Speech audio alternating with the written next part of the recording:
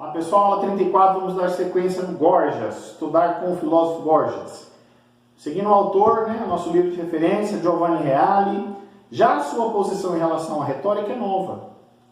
Além de Gorgias ter feito todo aquele avanço na sua doutrina filosófica, ele também inovou, criou uma nova posição sobre a retórica. Vejamos qual é. Se não existe verdade absoluta, e tudo é falso. Aqui nós temos que parar um pouquinho.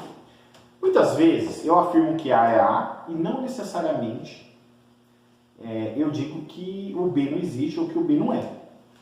Só que eu tenho que prestar atenção como que eu coloquei antes de dizer que A não é A. Se eu digo que alguns A não são A, eu não estou excluindo a possibilidade de que existam A que sejam A.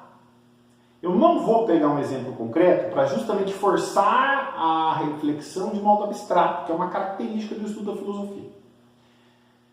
O que Gorgias faz? Se não existe verdade absoluta e tudo é falso, quando ele chuta o balde da verdade absoluta, não existe verdade absoluta, é impossível ele conseguir afirmar depois disso, a não ser que renuncie à primeira parte, de que alguma coisa seja verdadeira. Se não existe verdade absoluta, tudo é falso. Então tem muita gente que fica, não existe verdade. Então, se você diz que não existe verdade, não precisa nem classificá-la como absoluta. Você está dizendo que tudo é mentira e que tudo é falso. Então é o tipo de afirmação que ela não é um princípio, porque ela autodestrói, inclusive, o próprio portador da notícia. Gorgias segue. A palavra, com já a interpretação do Giovanni Reale. A palavra adquire, então, autonomia própria, quase limitada, porque desligada dos vínculos do ser.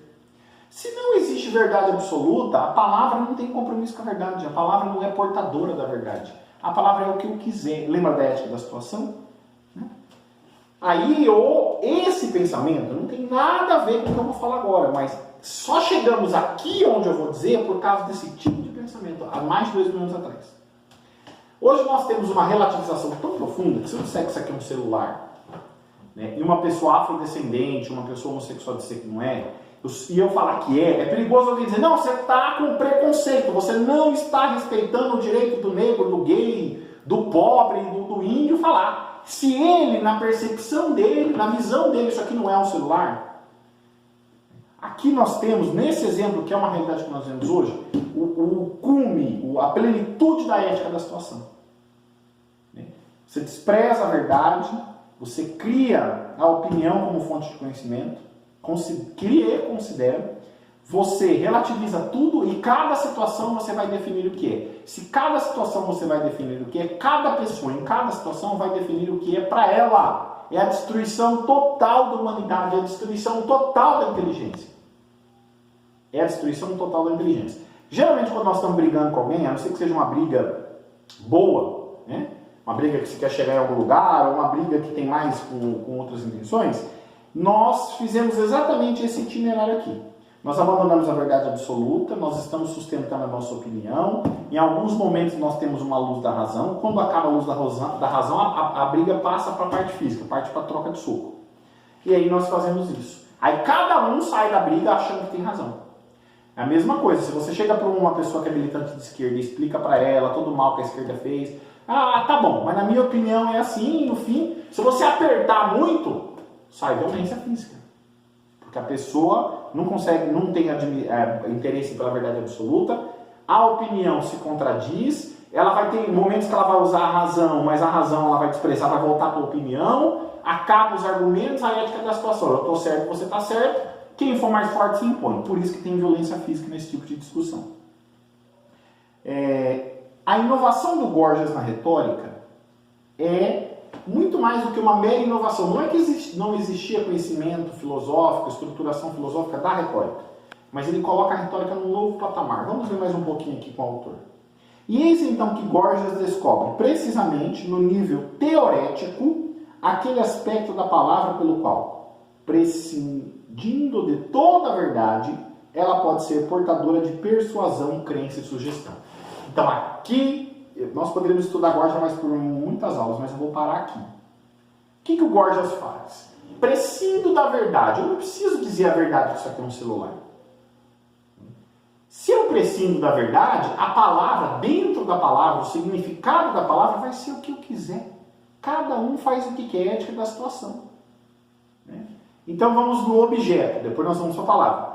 Esse objeto, não precisa eu tenho que identificar a verdade absoluta do que ele é. Não é um celular. Na minha opinião é um cavalo, na opinião do outro é uma vaca. Aí, o momento de razão, não, mas é um celular, serve para ligar. Não, mas tem tanta coisa que serve para ligar, e a ligação é tão relativa. Então, percebendo, na prática de hoje, a consequência do pensamento iniciado por Gorgias?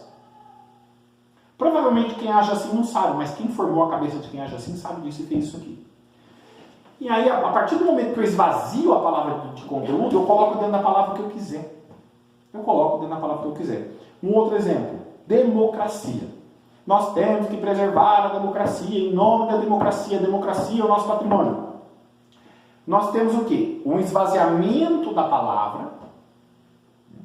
E aí você mantém a palavra como uma fachada, e dentro da palavra você coloca o que você quiser.